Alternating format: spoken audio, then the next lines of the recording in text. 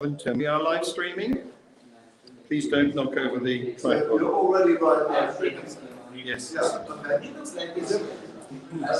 You're not going to show anybody's faces apart from yours on that baby line. Is that okay? Yeah. I haven't set up my projection. Yeah, you need to plug this in.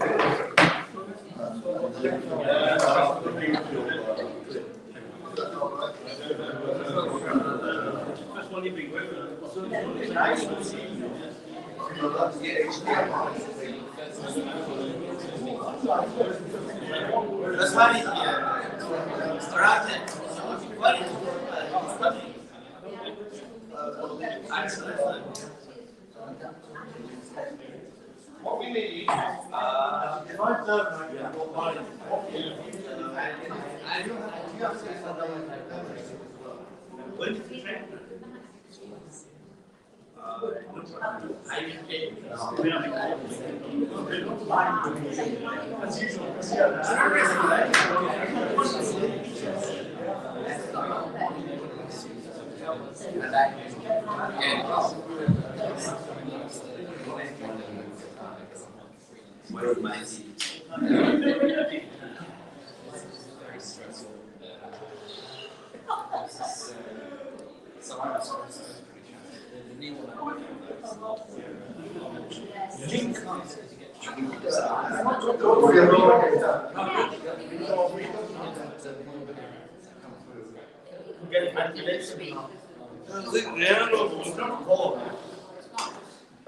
Well, we're going to start in about 5 minutes, folks.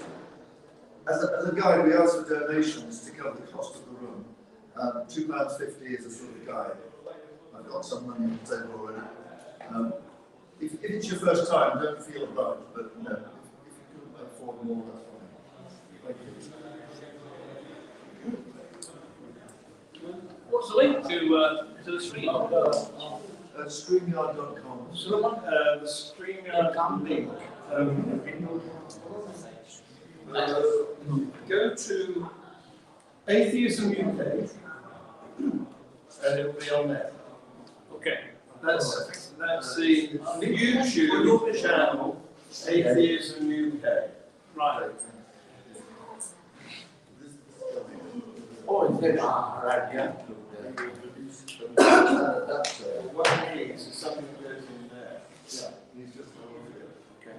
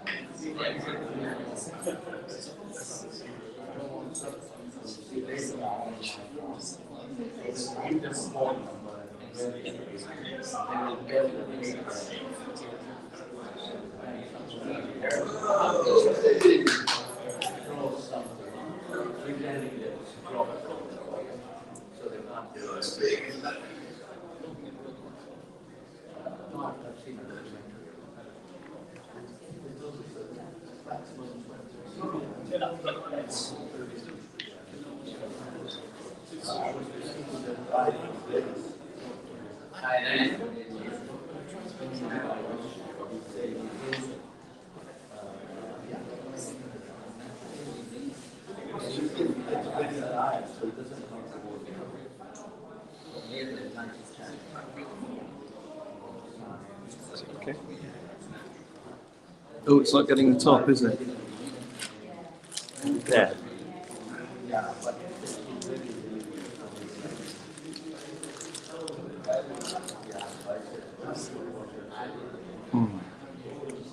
we go up any higher?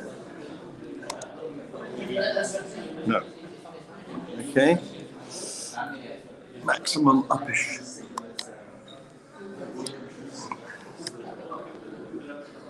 We've got one viewer. Who's that? Is it you? I'm going to say, it's not live, but I don't think it's all live.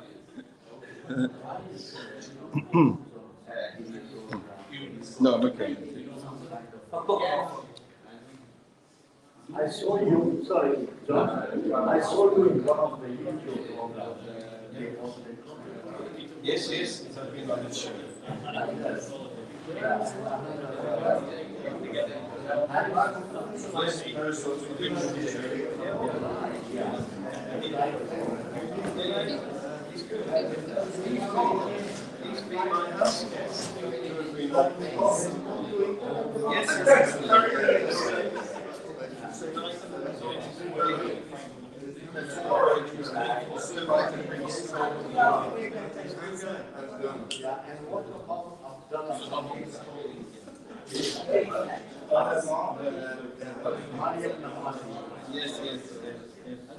And what we'll do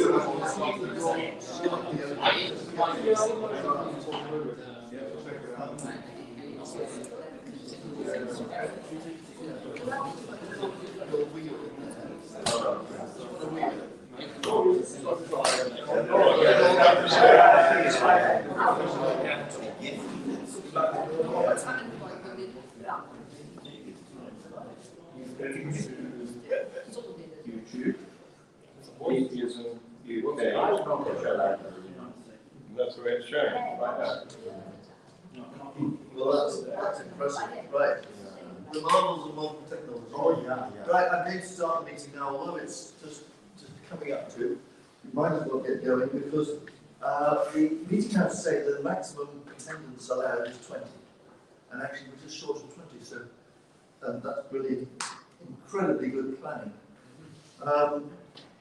I'm going to give some announcements first, and then we'll move on swiftly to our speaker.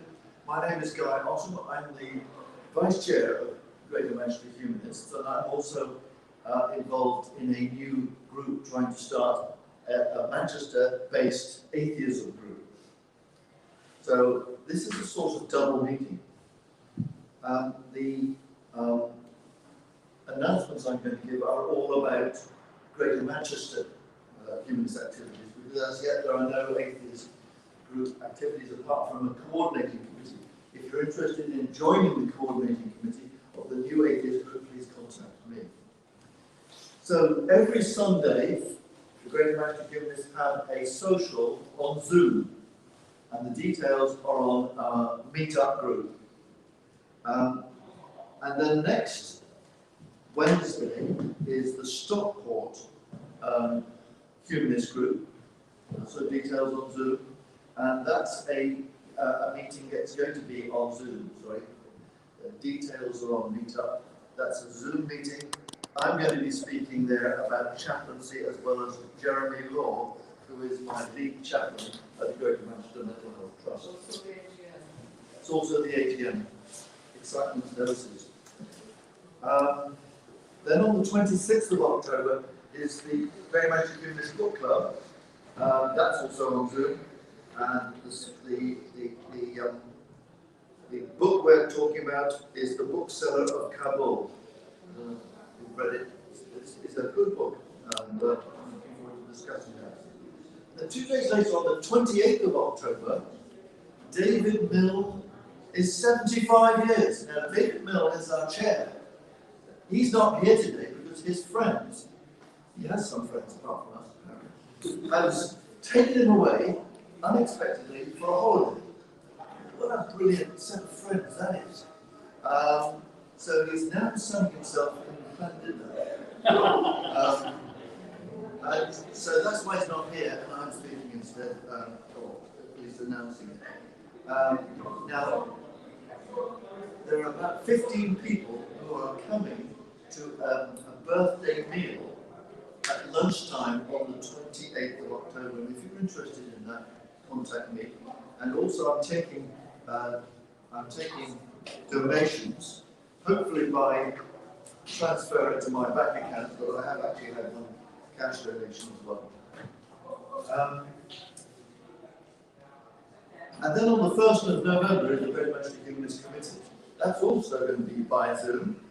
And again, anyone who's not on the committee who would like to join, contact me. And then on the 8th of November is the hearing of Hamid at the Immigration Tribunal. And one or two of us are going to go and support him. If anyone else who knows him would like to join us, contact me again. Then on the 10th of November is our next monthly meeting, which will be here, in person. The only problem is I don't know what's going to happen that day yet. But David will let us know shortly, hopefully. And then on the 12th of November, we're having a planning meeting, which will be by, no, it won't be by Zoom, I think it's in person, I can't remember now, on the introductory course. We're hoping to restart our introductory course to humanism. Again, that's something that is maybe of interest to you, and if it is, contact me. I'm going to pass around a bit of paper and a pen for people to write their email addresses down if they're not already in contact with us. And if you'd like to be in contact with either the Great Bunch of Humanists or the Atheists, and please specify which is, so your name, your email address, very carefully and beautifully written, and atheism, stroke, humanism, or both. So if I pass it around, starting at this side. Yeah, I think we've got most of yours, but there are one or two that we won't have. Albert, you are Right, now I'm going to move on to the business of the meeting, which is to introduce John Richards, who is the president of Atheism UK. He's a former science teacher. He also used to work with the Atheist Alliance International as their publications director. Is that right? Publications director. He has a YouTube channel called Free Thought Productions, and there's lots of interesting stuff on there, including a recent interview with Nuria Khan, who's an ex-Muslim. So that's of interest. He's written a couple of books under pseudonyms. The pseudonym is called Elliot George. One was called Godbuster, and the other one, I haven't really got it. He can't even remember the title of his own book. All right. He's going to speak to us now about atheism in the UK and Atheism UK.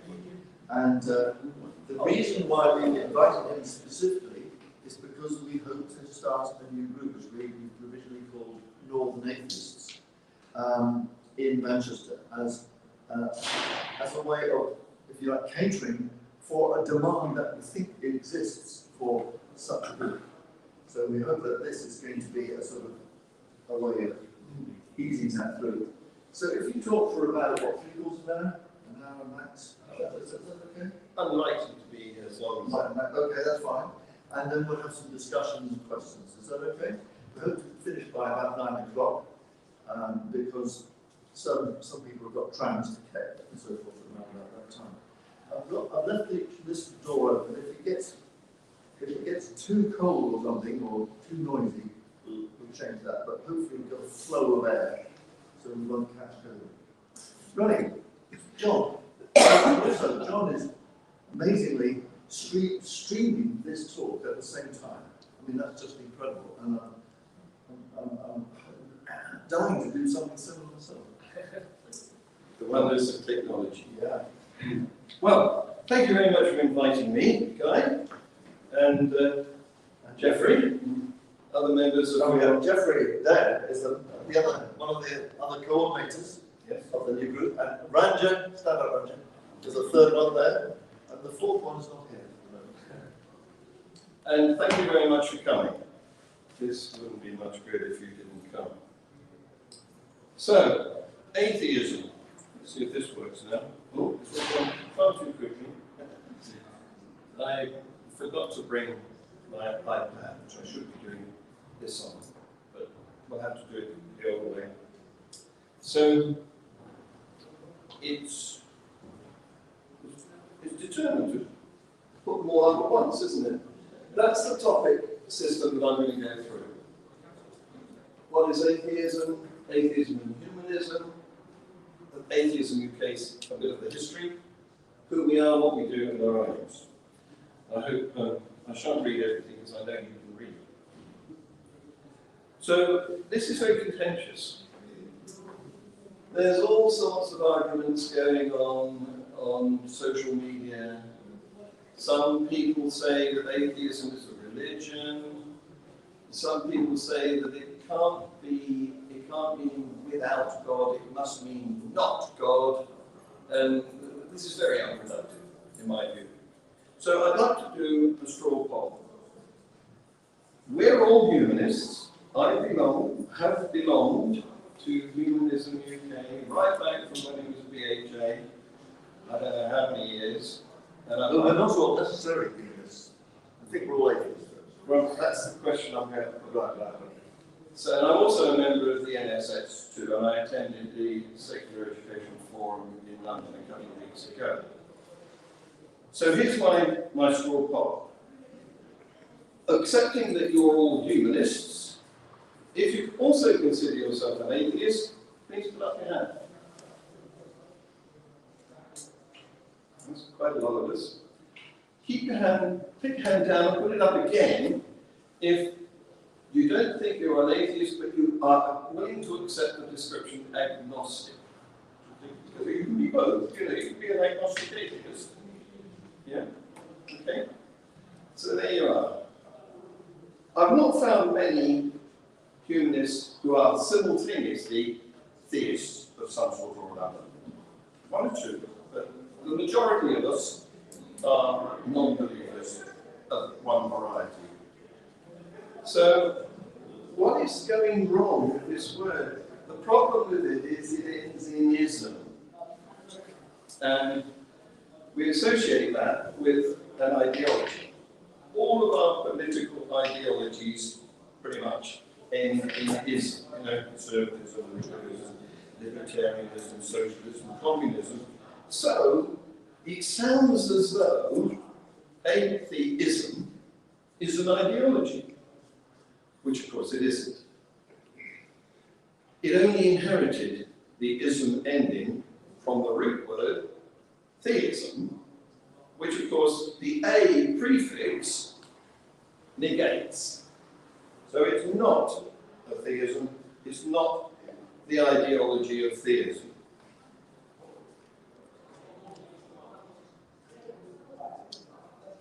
And there you go, that's my take on atheism and how we should regard it to, what we should regard it to mean. And I don't suppose there's anyone here who has any difficulty understanding the word apolitical. We all know that's not a problem. We all know what it means. It's somebody who's not interested in politics, who doesn't have a political stance, who doesn't belong to a political party. So why can't we think the same of atheism? Okay?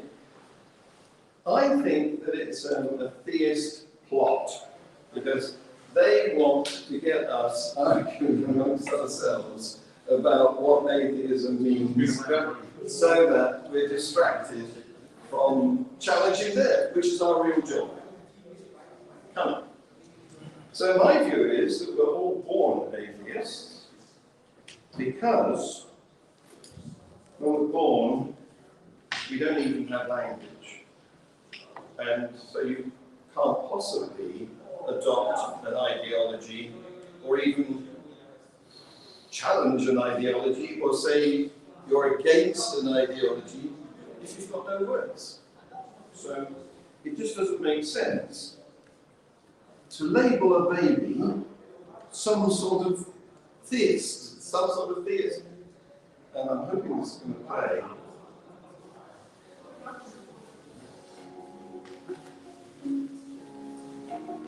When we are born, we don't have language. So we can't possibly have a religion. Naming babies with a faith is like claiming that kittens are born Christian, or and it's a case of who gets to us first. This is why religions spread out from the centre like bacterial colonies. They do that by marketing seductive stories that claim to answer all the mysteries that worry us. In return for this alleged peace of mind, they expect payment and submission.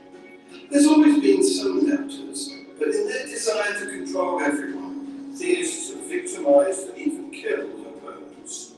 Still, today, it may not be safe to come out as an atheist in the parts of the world where a religion holds power, because believers have painted us as Western criminals. Let's normalize atheism. It's our birthright. Nice, thank you.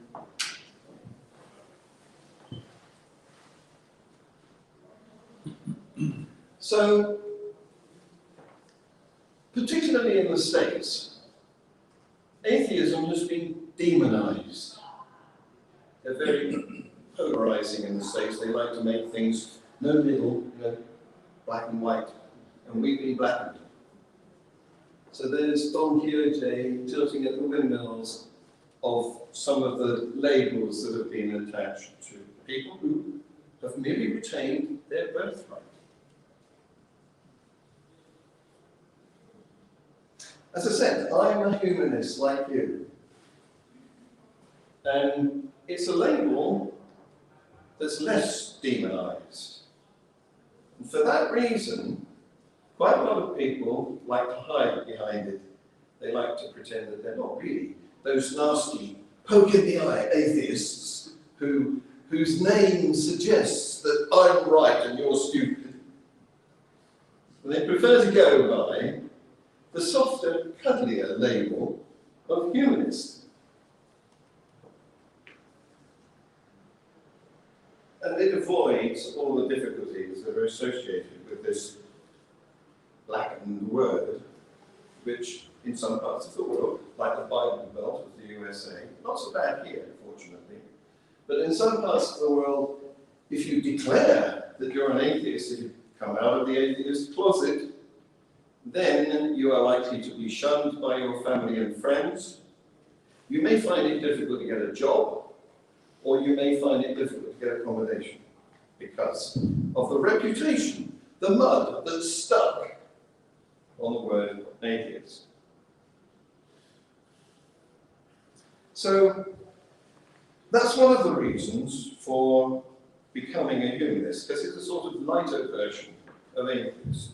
And I actually administrate a Facebook group that it was set up by a friend of mine who's a Nigerian lady. It's called Nigerian Atheists, Freethinkers, Humanists Sanctuary.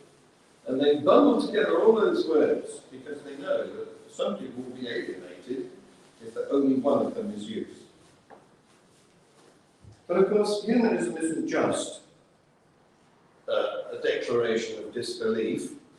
It does provide services, and Guy is one of the congregants? No. Celebrants. No, I retired from that. You did? Okay. Well, the celebrants do a great job. I've been to some humanist funerals, I think a humanist marriage, and that's a service that people want, and it's being well provided. Who was it died recently, and they had a humanist deliver a service at their funeral. Something quite important.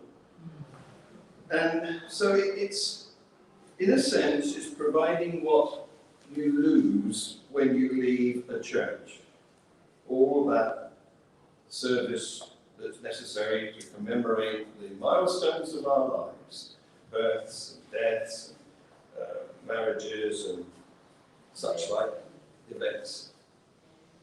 And so that's why I'm in the Humanists, because I think it's a good service.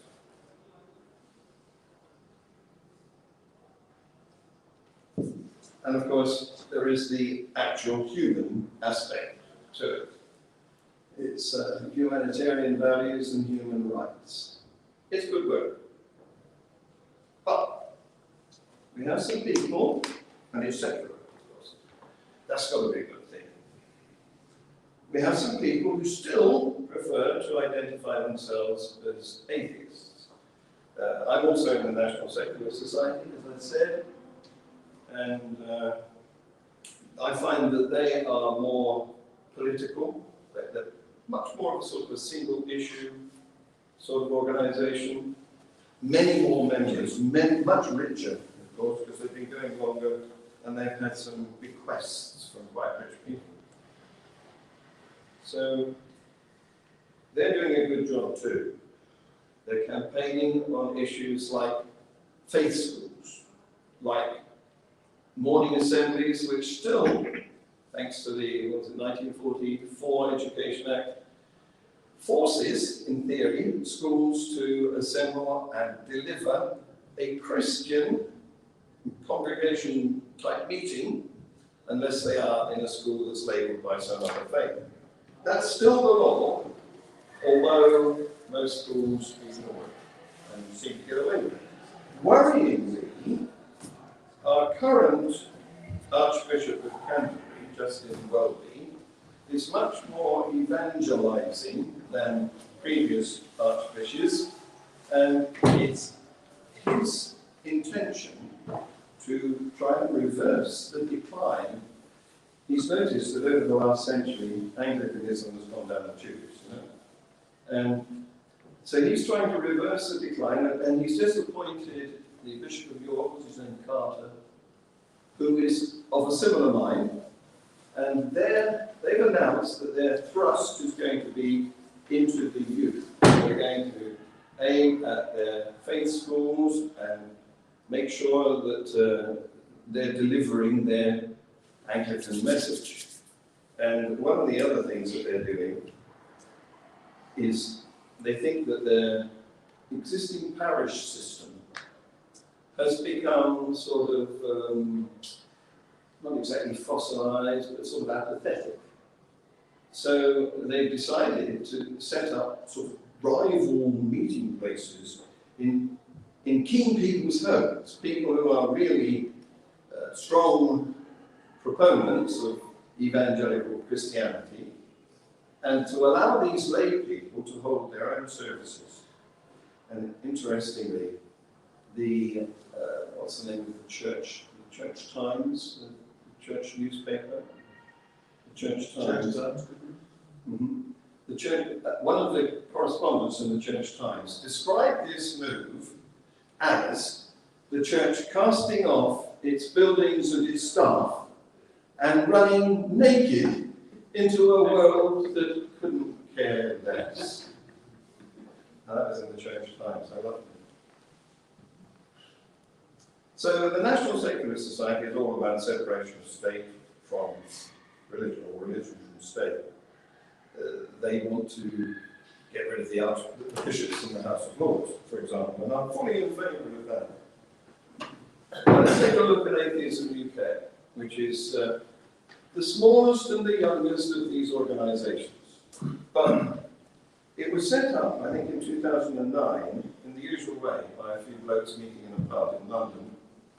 And they decided that the existing organisations, BHA as it was then, and NSS, were not delivering the goods. They wanted faster action. And so they set up Atheism UK, and it's an organisation that meets March 2009. It meets in its original company. It meets in London and online. Of course, since lockdown, it's been entirely online.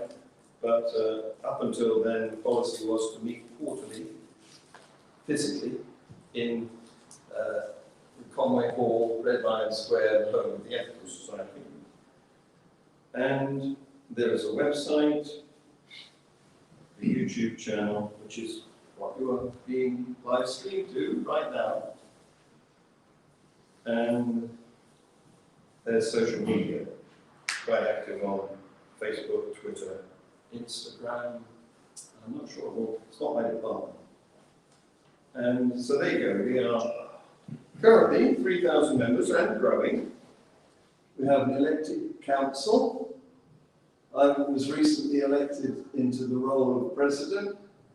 My vice president is Richard Honest, who is he's a police lecturer. He's a PhD who lectures in various universities, including Canterbury, and I see tomorrow he's going to be in Surrey. Our treasurer is Ferran Nogueroles. Our webmaster is Mark Emberton. Video master is Andy Phillips. Our other council members include Norman Backrack, Jeffrey, Brad Doherty, Guy, and Kaiser Rahman. And these are the partners in crime that do the weekly podcast. That's Mark Emberton, Andy Phillips, don't know who that is, Richard Honest. So you can tune into those. They are uploaded to Atheism UK YouTube channel. Now we have a problem. As you can see from that picture, what you saw there was 4 old white men. And there's a lot more to society than that. And I'm not saying it's a bad thing to be an old white man. You know, I'm one. I'd love to be young and sort of proud. I think, you know, good tan, healthy looking, not pasty white. But that's how we come across, I'm afraid.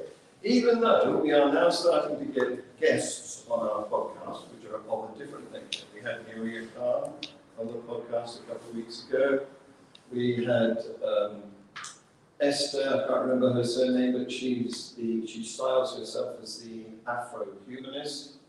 She was on the podcast, and we've got some more scheduled with other non-grumpy old white men.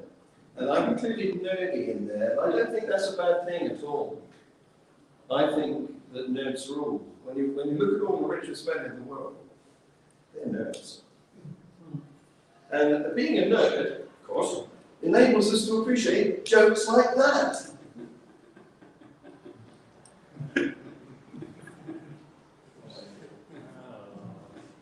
Yeah. Saint Schroeder. Now, as I regret to say, Trump said, I love ignorant people. I'm sorry to agree with him, but there's a lot of people who aren't old and nerdy and white and grumpy, or men, out there. In fact, in a recent British Attitude survey, we found, amongst the general population, that 51% declared themselves to be non-religious. Now, that's gone down enormously from when I was a boy. Mind you, declaring yourself Christian doesn't mean you're very active. It just means you tick that box because you think that's the thing you should do. But the trend is with us. If you look at the people aged between 18 and 24, they're much more non-religious than the pensioner age group. So, you know, that end's going to die off, including me, and this end's going to grow more, going to move up into an age range.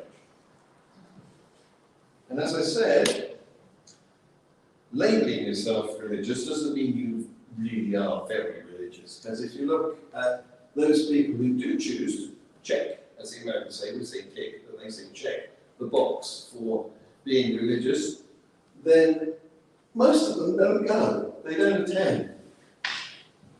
And only a few of them bother to go every week. So it's just a label. That gives us plenty of opportunity to grow. And we can appeal to all and sundry, not just the nerdy old white men. To give you some idea of how popular the notion of not believing is the entertainers, you know, the people who are most on our screens, who we most want to watch, pretty much to a man, they are on our side. These have all declared themselves to be atheists of one flavour or another. So, we have a big appeal potential. That's why I think we should go down the route of providing some entertainment to try and get in people who don't just want to come and listen to some old guy rabbiting on and you know, there's songs, there's comedy. You should tap into that. So what does AUK do? Well, as I said, we meet monthly. We do the podcasts, we blog. There's a website, atheismuk.com, which you can visit, and that's where you can join if you want to. Sign up there. And we organise events, and we organise campaigns. So, and we are more increasingly active in those last two categories. I confess that there's been a period of, let's try and call it atheism, you know, where you don't believe in God, but you don't get off your butt and do anything about it. So we're coming out of that now. And what do we aim to do? Well, we want to reclaim our birthright. We were born that. We shouldn't let them steal it. And we want to secularize the UK. So you notice that some of these aims are synonymous with the other organisations that have been going for a longer time. There's no reason why we can't work together. And all the people who elect to call themselves atheists align with the campaigns and the activities of the humanists and the secularists, as we're really all one bunch. So, being an atheist is our birthright. Thank you.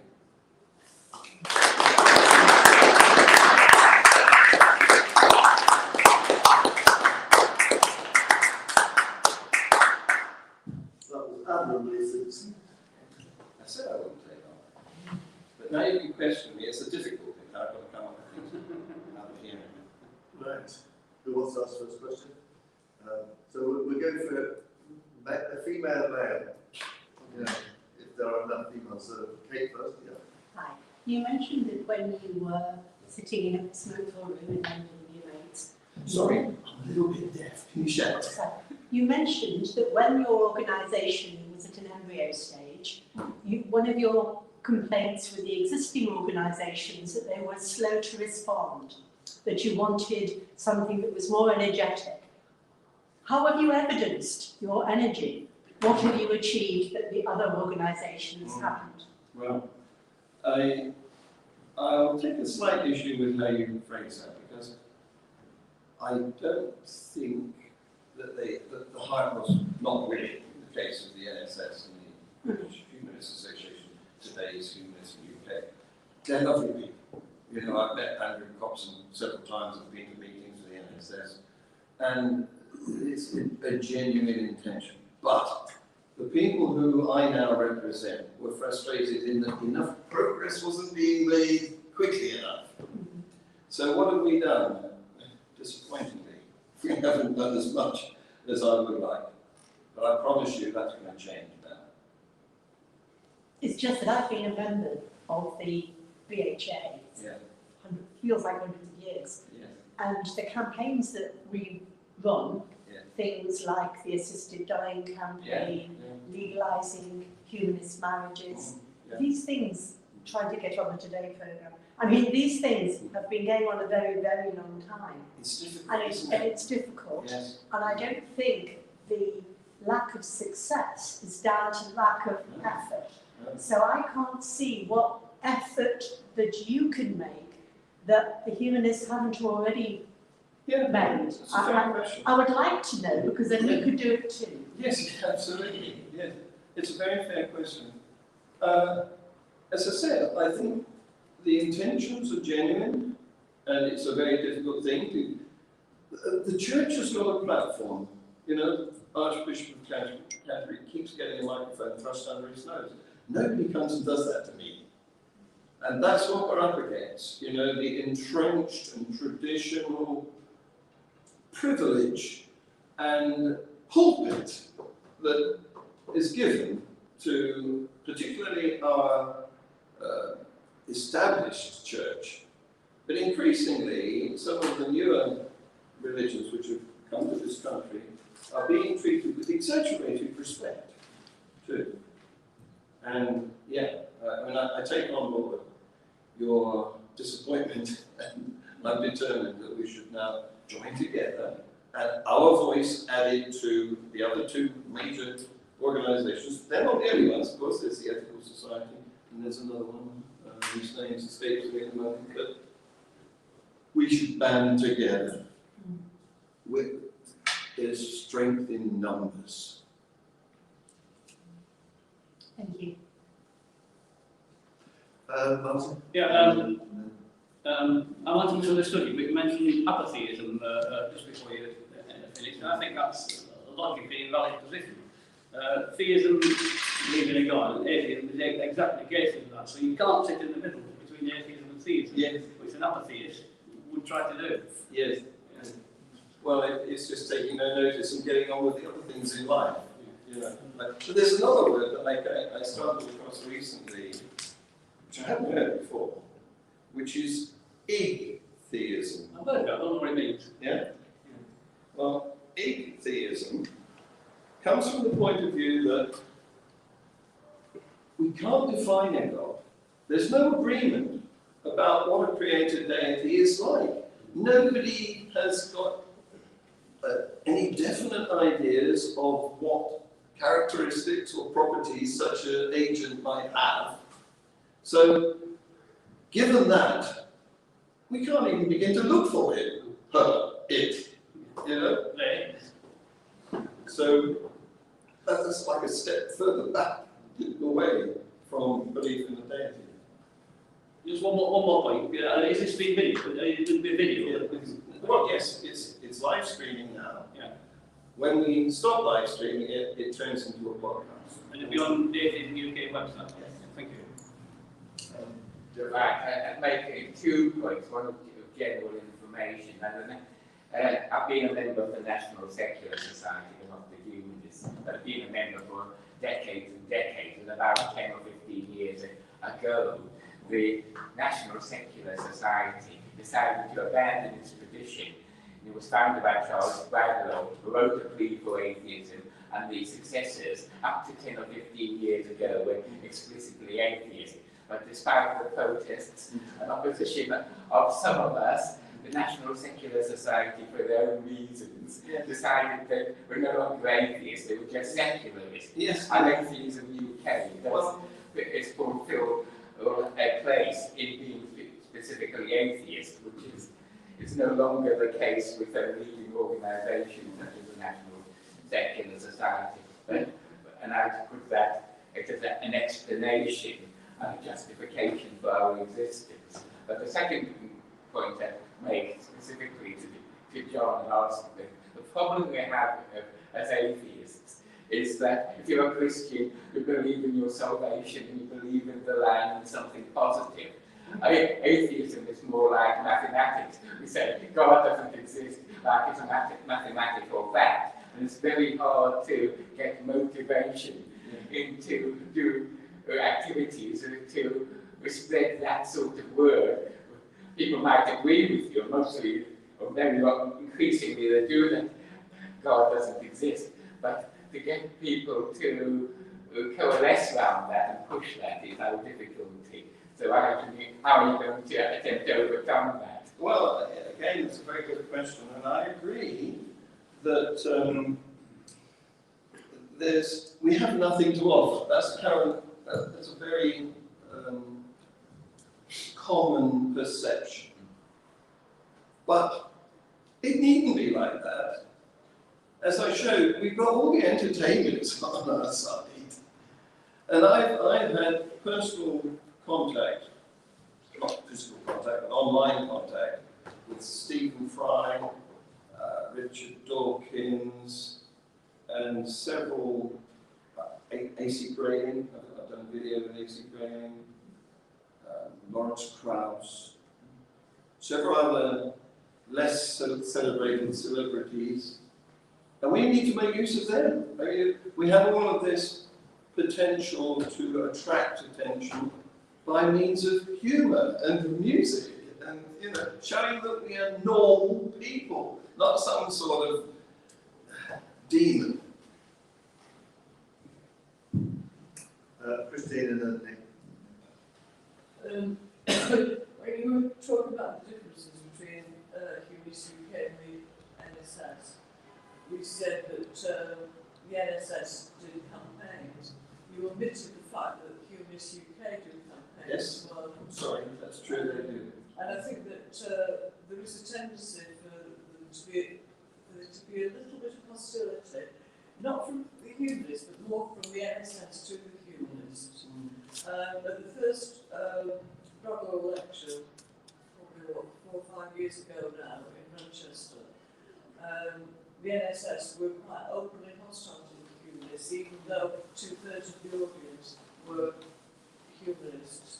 And I was quite horrified by this sort of attitude.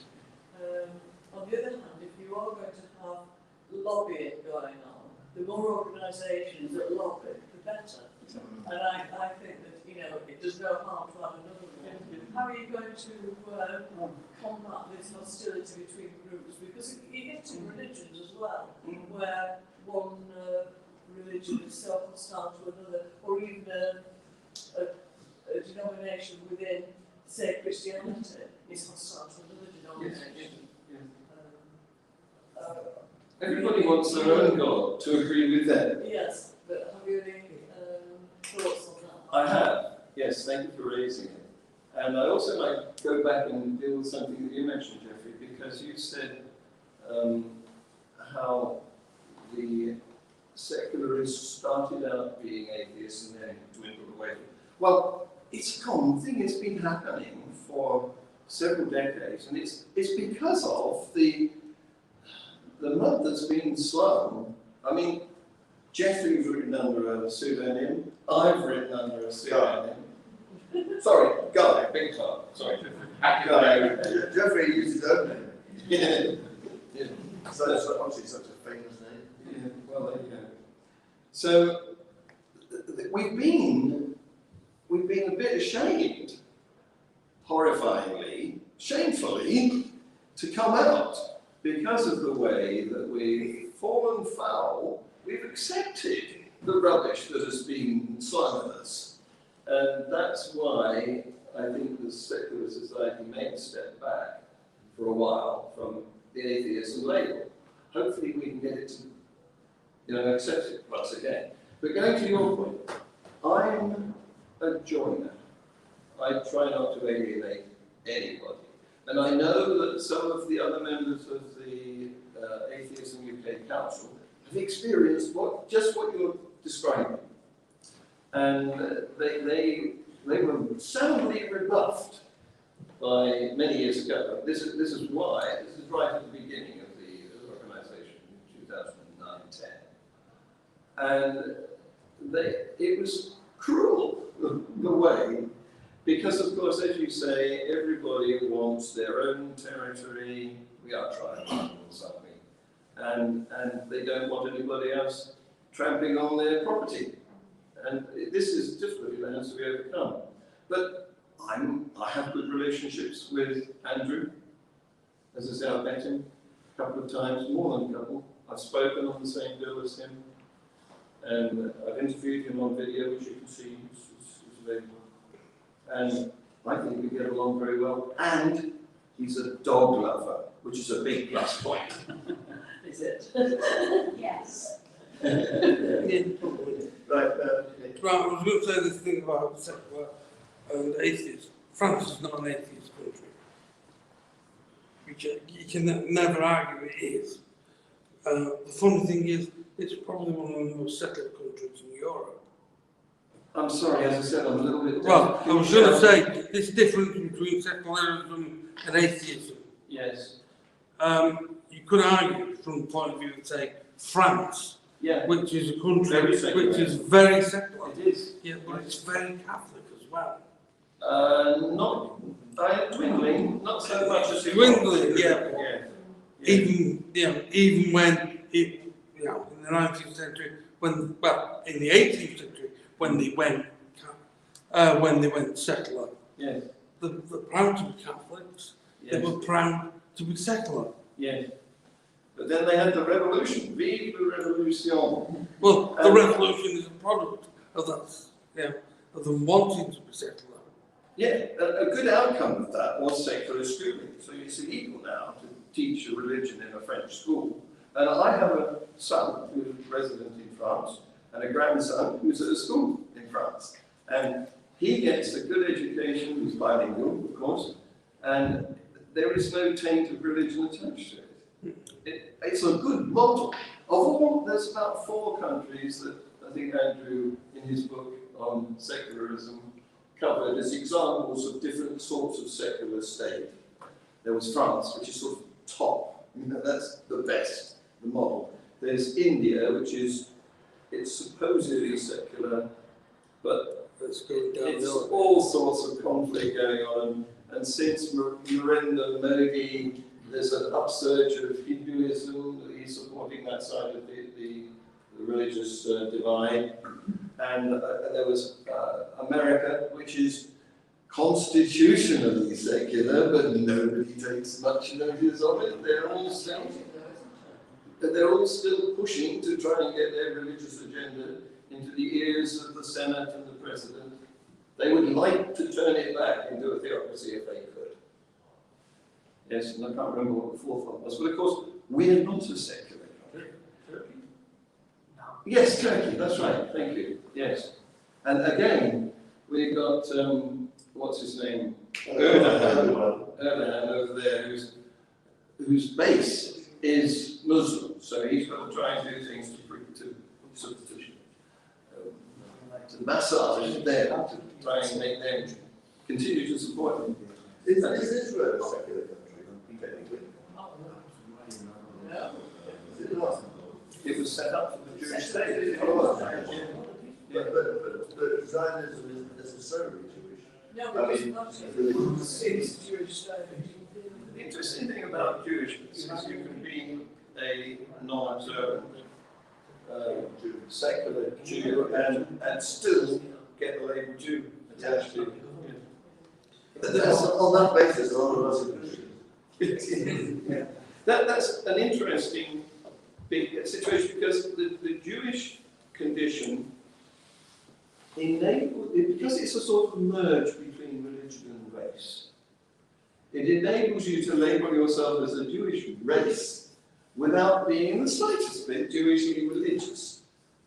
The opposite is true of Islam, where, again, they try to merge religion with race, so that they can say you are doing race hatred when you're blaspheming my religion. But although they've done that same merger, you cannot come out, you cannot declare yourself as not being properly Islamic in an Islamic theocracy without great risk to your safety. That's sort of the opposite. It's okay to be a non-religious Jew. It's certainly not okay to be a non-religious Muslim. What a good question. That's your question. Yeah, Yes, this is probably not so relevant to the video, but I'd just like a bit of clarity, if I may. And it's the whole question of ethics, because on both the theist and non-theist side of things, there are people who have certain beliefs that are persecuted whether by a government or a large group of people or an employer or various things like that. And given that we have to have the rule of law that can apply to both people who are observers of faith and observers of none, and obviously atheism as well, what would the position tend to be of many of the groups you associate with, and what common safeguards or human rights would tend to be the preference of those organisations? Because presumably you're not in a position of saying in a lot of cases, let's say that someone is a Hindu and there are certain practices that they have to do which don't impinge upon the workplace and that they're being persecuted for some reason. So you can easily have empathy and put yourself in their shoes and think, well, what if it was an atheist that happened to? Yes. Well, yes, there's a lot of victimization in all directions. Persecution too. And my view is that the human rights has got it pretty much okay.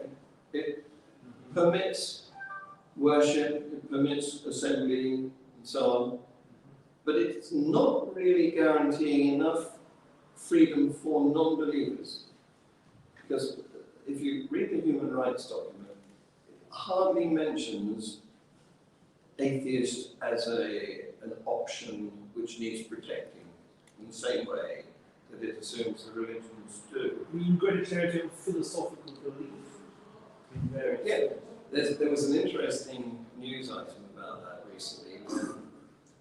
One of the employees of a railway company in this country expressed views about the way the nation seemed to be moving. And he said something along the lines of, I don't want to be in a place where I can't have a drink, and and I'm not allowed to do this and that, and I don't want to belong to a Muslim caliphate. And on the grounds of that statement on Facebook or wherever it was, he was sacked. But to move the story on, he appealed, and the appeal court judge tribunal agreed with him that he had a set of beliefs which he sincerely held, and that he should have the freedom of speech to express them. So this is going to follow this case because the railway company are counter-appealing back.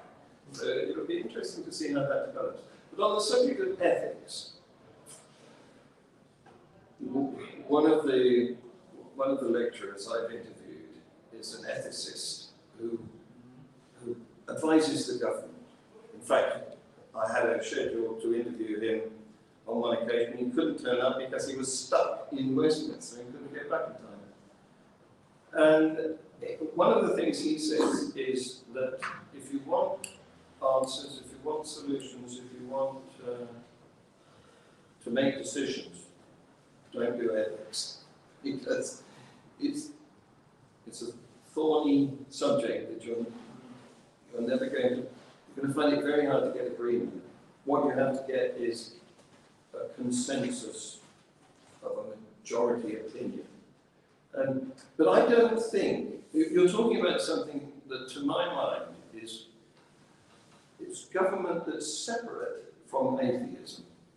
I think atheism is about having the right to not believe and not be victimized for not believing. Just to be an untainted human being, untainted by any belief system. What goes on in government is something else, and I think what we need is more atheists in government who are bringing more of a neutral, considered opinion to bear on these ethical matters, rather than coming with some predetermined doctrine that's written about in their old scripture. Yeah. One of my housemates is a Ghanaian lady who came to this country in 1999, I think, And she brought Ghanaian attitudes, anti-homosexuality, anti-abortion, all sorts of intolerant viewpoints. And today, she's just posted on Facebook that she's ashamed because back then she was in a nursing class and she came out with all these horrendously right-wing views, and now she's thinking, God, did I say that? You know, because she's realised that it's unacceptable. I'm actually friends with someone that holds some of those views. A Christian who, ironically, when I was had a period of being persecuted for some of my beliefs, when even I was at university, I was basically cancelled, and even I went to sort of go to sort of through the mental health system and there, because it was really bothering me, were basically pathologizing some of my beliefs, because I also expressed certain religious beliefs as well. And she's one of the few people in that sort of fundamentalist tradition that I can sit at the same table as. But this is what I'm saying, this is why there has to be some, even if you are, let's say, an atheist organisation, there has to be some common standard whereby if I can sit with someone who is sort of in the sort of more conservative end of the spectrum and sit down with them, you would sometimes have to sit down with someone like that, because the greater sum of what you can do together in terms of protecting rights may be more important as we move into potentially some quite dangerous authoritarian laws. It will be more important that there's that consensus than any differences that you may have in any other sphere, because eventually what can happen is that you could be pushed out as well as them. And so how do you do that? How do you sit at the same table as those people? And how do you have those conversations? It's difficult, isn't it? The tendency is to use authoritarianism to suppress the authoritarianism that you don't like. Yeah. And when you think about how difficult it was to bring the two sides of the Northern Ireland divide together, you know, these people hated each other. And Tony Blair, I'm not a great fan of his, but this is one thing that he did that was brilliant. He solved it with the Good Friday Agreement. He managed to get those people to see each other's point of view. And common decency prevails. You know, in boxing we used to have the Marquis of Salisbury rules. The Queensbury, Marquis of Queensbury rules. Yes. We need something like that for debate and discussion. It may be, you know, that COVID and other crises that are happening may force that upon us. Yes, good. Because, for example, without plugging, the unnamed project that I'm trying to do at the moment will involve me sitting down with people who, in any other walk of life, I wouldn't even want to be in the same street as. Yes. Yes. Because there have to be, you know, they will have potentially certain skills or abilities or whatever. And also because of the sense of challenging some of the more cruder authoritarianism, which mean that someone like my female friend, my female Christian friend, who has got views in some ways at the complete polar opposite, you know, she's going to face potential. It's going to be hard for her to express her views as mine. But yes, of course, it's difficult. But I'm just saying, I would just like to find, if I can read something about where you've actually come to that consensus, or where you've had that kind of outreach. Yes. Can I just mention here that if people are on Twitter or Facebook, don't hold back, mention what's going on, and that the meeting is being live streamed and is available, or will be available on the Atheism Uk website. And it can be shared subsequently. You can share the link to other people. But I want to pick up on what you've just said, but it's very interesting because... Oh, yeah. I'll have a question in a minute, but do finish. if I haven't lost the thread of it now. Sorry for interrupting. Yeah. Vernon you're trying to set up a channel, aren't you? Yeah, an online local online TV channel. Yeah. And obviously, you've got some flyers that you can. yeah, I have. And the thing about that is also, by the way, I could be under certain legal restraints, even if I wanted to be more sectarian. And certainly in terms of local councils and things, so I'm not even going to go there. But of course, I've had to go out and I've had to talk to people that I would not necessarily want to talk to. But it's not always been easy. No. Well, it's come back to my point I was going to make there in response to what you said so eloquently before. It's contact, you know. One of the things that has happened recently is social media, where we don't know who we're talking to, and we can say anything we like, whatever stupid idea comes into our head. And we don't know how it's going to be perceived on the other end at all. There have been girls who have killed themselves because of the abuse they got on Twitter and the other one. Facebook? No, Instagram particularly, and also WhatsApp, I believe. Not pretty enough, but the TikTok. Yes, yeah, TikTok too, yes. But, and then of course, COVID came in, and that sort of fossilized or concretized this no contact business, this remoteness. Yes. And so not only could we hate each other on social media, but we could do it on video, over Zoom. And you saw that wonderful clip of the parish council where they were biting lumps out of each other. And we could do that. It's like, you know, when I'm driving along in my car, I'm in my carapace, my parapace, you know? I've got a suit of armour around me, nothing can hurt me. But if I hit that cyclist, he's awfully squishy, you see? And so the point I'm trying to make is, contact is how we... Tony Blair got them all together in a room. And I'm glad we're out of lockdown, we can get together. And we can see that we are humans. I mean, if you cut us, we bleed. Who said that? Shakespeare. So let's move on to, is it Tony? Neil. Luke? Neil, sorry, Neil. I'm trying to learn your name. Neil. Thank you, Neil, your question. Yeah. Then we'll go back if we haven't fully. I'll stand up so it might be. Sounds like one of the classic interview questions, but how would you, say in a couple of years' time, how would you measure your success? Or at least what would tell you you're going in the right direction? Sharp, good question, yes. I'd like to see, in 2 years' time, I'd like to see our membership at least double. I'd like to have a higher profile in the public view in this country, if not elsewhere as well. Because the thing about UK is we have tentacles. Thanks to having formerly had, you know, an empire. And I don't want to get into the pros and cons of that right now, but the fact remains that we did.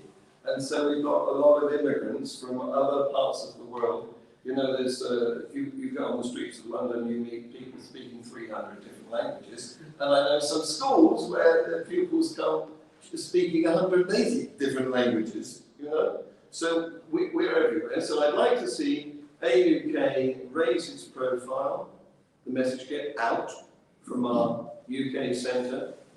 I'd like to see some successful campaigns to, in conjunction with BH Humanists and NSS, to try to get a repeal of the school assembly law, you know. Baroness Burt has got that, a bill going through the House of Lords right now. It's passed its first reading, it won't get through the second reading, probably. But, you know, we'll be supporting her on that mission. So that's what I'd like to see. I'd like to see some measurable success in terms of increased numbers, increased profile, and successful campaigns, and a plan for the future.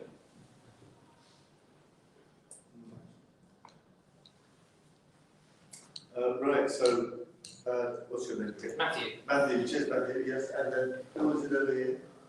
Was it you? No. So Matthew first, and then over here, whoever it was, and then Jeff, because he's already had one question. Is that all right? Yes. Yeah. Matthew?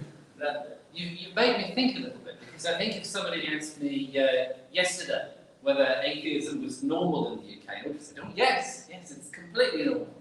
And you bring up the issue of normalisation. I appreciate in other countries that's significantly more of an issue, but I was wondering if there's something that I'm not seeing. Is there an aspect where you feel that the normalisation of atheism is important in the UK and things that you've seen that led you to that conclusion? We're not victimised so much as they are in the US. And of course, if we came out as an atheist in one of the Islamic theocracies, we'd probably be stoned to death, something like that. So it's not such a big problem here, you're right. But the very fact that our views are overlooked, not victimised, but our opinions are ignored, our voice is not heard, and they still carry on doing all this established church stuff. You know, every morning you can listen to Thought for Today, and I did. I'm driving my daughter to school at that time, and I say to her, when are we going to get to the Jesus smuggling sentence? You know, and I'd like to be on there. Give me a microphone. You know, why not? It's fair, isn't it? Yeah, well, Humanists UK have been campaigning on that. Yes, yeah. Unfortunately, Richard Dawkins got on there a few years ago, before the world was ready for his rather extreme, almost, euthanise a lot of them views. Who's that again? You can still hear that, by the way. It's difficult to find because the BBC have taken it down, but there is I can give you a link to his appearance on Thought for Today. And he does say some extreme things that I wouldn't say. And since then, the BBC hasn't approached anybody with a non-theistic viewpoint. Some of them have been quite mild. There's Buddhists and there's what's that? We run out of battery.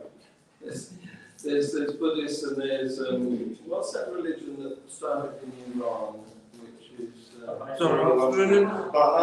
Baha'i. Yeah, that seems to be a pretty outburst religion.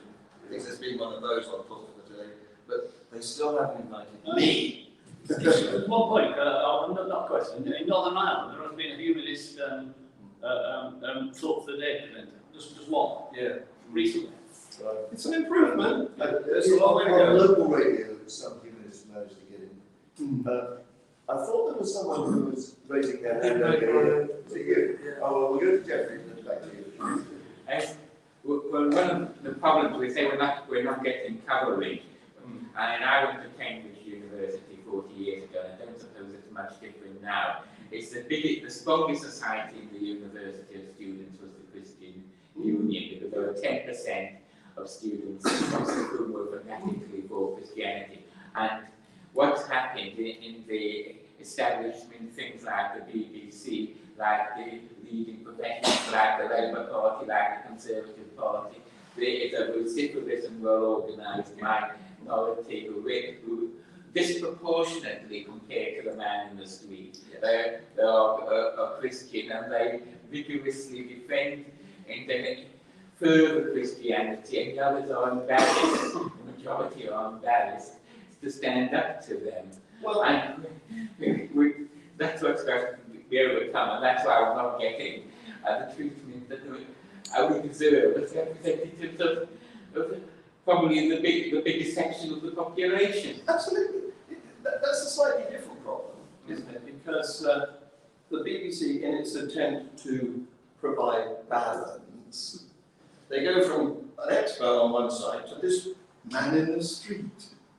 It's not balanced at all. Yeah, the Christian pressure group, their proportion at the centre were pushing this and pushing religion. And the Protestant Parliament. I can't argue with that. I found you straight away. It's on Facebook going Yes. Yeah, and then yeah. The thing I'm going to go back to that Facebook thing. There are people who post stuff online 20, 30 years ago. They don't agree with it now.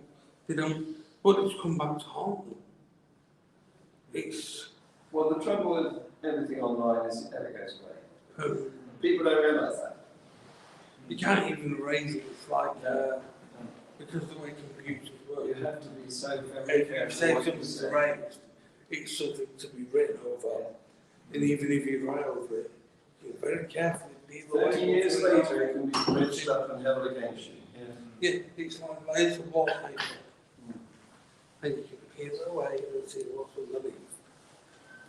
So what have we done about it? I don't know, I think we've got to be, people have got to learn to be more tolerant and learn that people do change over time. Nice. Yes. You know, And throw away remarks ought to be permissible. And especially if the person says, look, I'm sorry, you know, so many years ago. if you take this, I don't know what wokeism is it, or is it extreme culture? I don't know what to call it. But if you take it to its logical endpoint, there isn't any humour, because humour relies on being outrageous. And offensive. It will all be banned.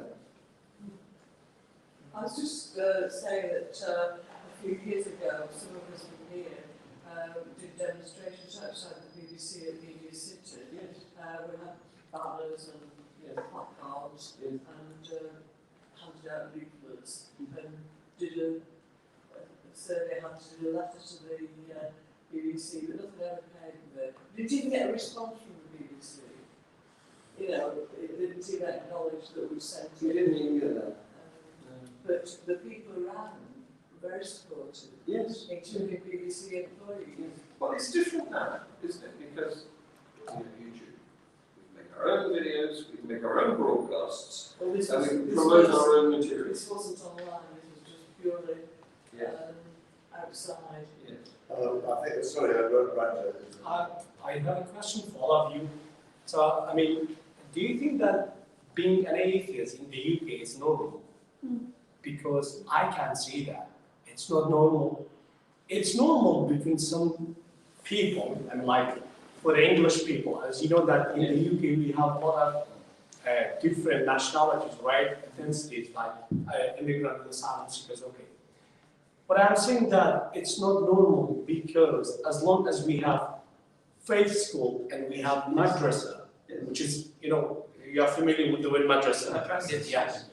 It's not normal because as long as kids go there, they are studying the book there, so being an atheist is not normal for them. So that's why I believe sometimes I'm an atheist, and because I'm from Asia, people assume that I'm a Muslim because you know when the other Muslims see me, they say they use the word like "Assalamu alaikum, brother." Okay, and so you have to answer them. I cannot express my feelings even here. I don't feel safe sometimes because, for example, if you go to some places, for example, if you go to Bolton, yes, I can't feel safe there. Yeah, be honest. This is not a hate speech or but that's reality. Yes. As long as there's faith school and madrasa, so being an atheist is not normal anyway. I agree. I thought when I don't know. So that's my opinion. Yeah. I thought when that point was made, it depends where you are. There's a difference between the general statistics for this country, which are just normal atheism, 51%, just barely, you know, and the opposite localities. And if you ask somebody like Nuria Khan, for example, she was raised in this country in a Muslim street, and she knew that all of her neighbours would be going to the same mosque at the same time, doing the same stuff, and she's had to escape from that. And so in locality, there's pockets of fervent fundamentalism in this country. Yeah, also on that point, the last census, not the one we've just had, but the one in 2011, actually showed that the northwest of England was the most religious part of England. You know, So that's interesting as well, and I think that's largely down to Bolton. to ethnic minority populations, Muslims, and also black Christians. What about They're the burgeoning. And the Irish, well, I think the Irish Catholics would have been in there as well, probably. Neil. Yes, this is just an anecdote. I was on duty service a few years ago, and I was the only one who served. So 11 people all did the oath. I have no idea whether they believed in what they were saying. Yeah. But that is an aspect. And I believe that witnesses are still encouraged to swear on the Bible because of the atheists. We have a similar situation in the SACOs, you know, the school religious SACOs, yes, the school religious curriculum bodies that determine locally what should be taught in Are you active in one? I'm not, no. But we've had a similar situation in that they've been mostly populated by Christians or whatever. Humanists are active in. Yes, yes. But locally, near where I live, there's been a bit of an issue because a woman tried to get on as an atheist and was turned down. And that's not allowable. But guess who she was turned down by? The other Christians on the panel. Yeah. Well, I think they just about cope with humanists being on it. You're on. I'm on the Stockport one, and I'm a full member. A lot of humanists joining SACRAs have been associate members. So I was a full member on the SACRA in Stockport 15 years ago. I think we've got pretty much Great Commission covered. Pretty much, I think. Possibly there's one that isn't. Bury has got a supplement. Bury. I live in Bury. Yeah. But I'm on Manchester one. You're on the Manchester one, and I think actually Tameside hasn't got one, but they've got, I think their secretary or something is very much speaks for us. Right. Yes? What's the name again? Hamid. I've got one question on secularism, so which is separating the state from religion and all the ideology. So what principles should we use to establish that secular system? So if we separate the state from religion and all the ideologies, so how we can establish a secularism system, let's say? I'm sorry, I'm not quite catching. So basically, when we say secularism, which is a system of governing the country, the government, Yes. we say that it's separation of religion from the state. Yes. So what principle, does it mean that separation of atheism or humanism from the state? So what information or what principles should we use to make that system, to govern the government, to run it? Okay, well, I wouldn't say that either humanism or atheism is a religion. I would say that secularism requires a move towards those, not ideologies, to those points, those positions. And you seem to be asking how are we going to get that change effected? That's a good question. Yes, it's a slow lobby government, make the voice heard, add numbers to the case, so that they start to fear that they're going to lose an election if they don't listen to this viewpoint. That's the situation we're in. The democracy in this country leaves a lot to be desired.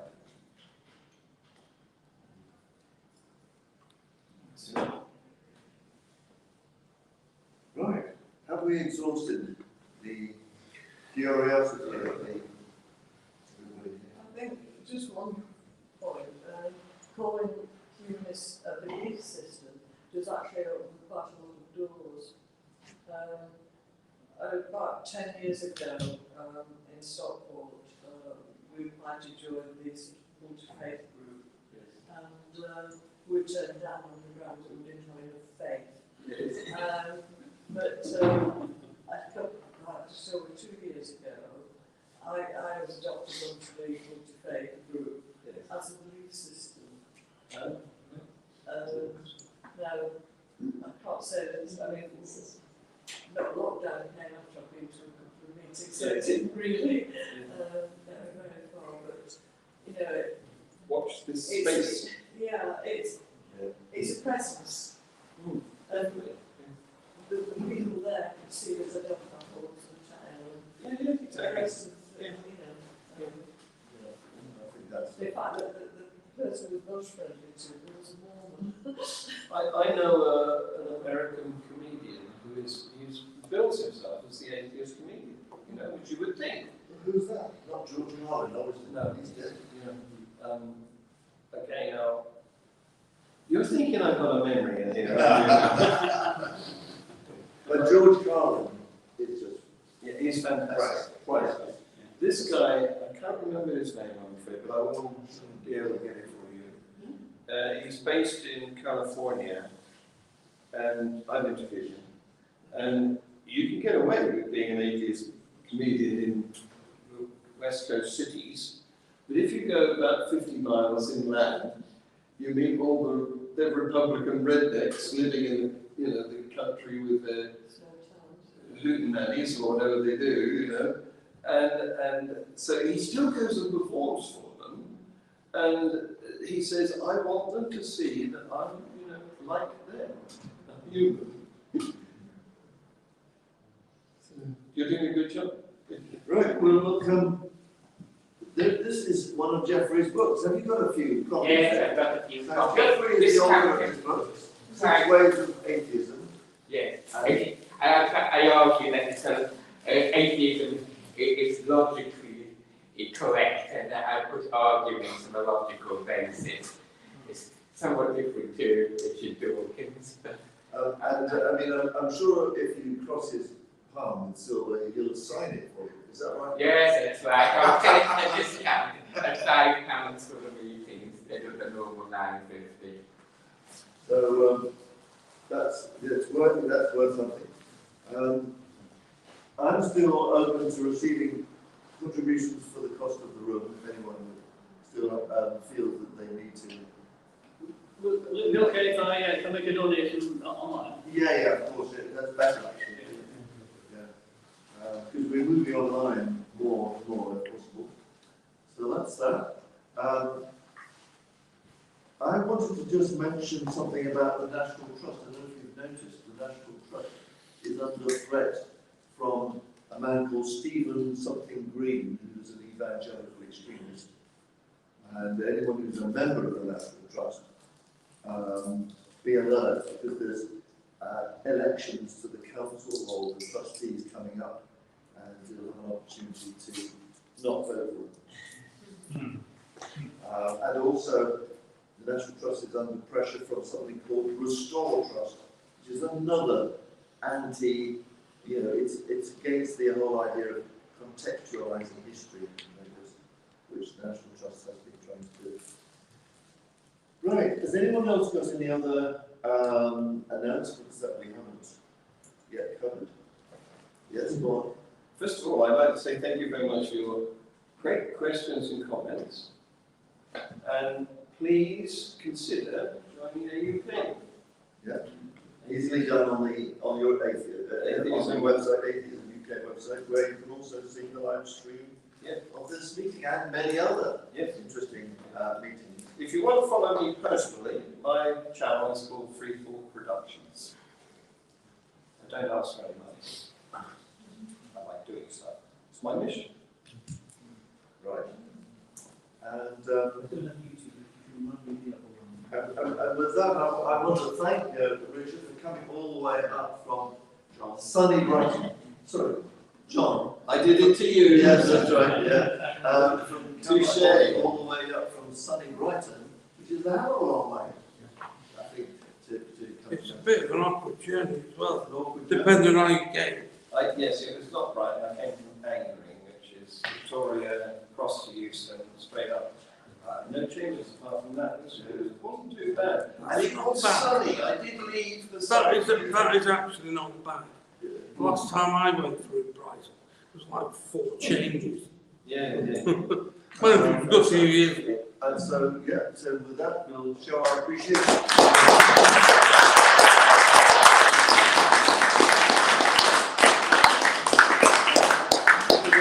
Compulsory photo photography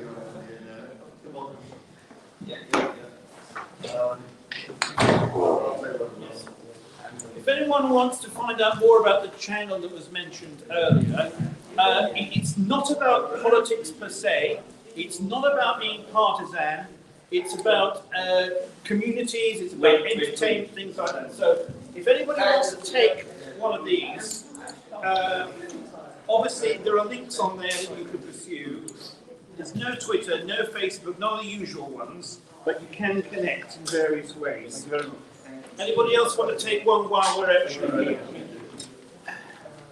Anyone? Thank you very much. Anyone else? Yeah. There are people that have tried to pressure me to go in a particular direction. You said no. I said impartiality means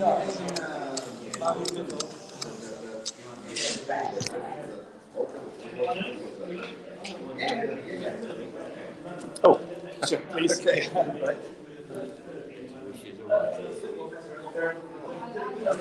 Thank you. You're welcome. Nice meeting you. Nice to meet you, yeah. So we didn't die. It's not the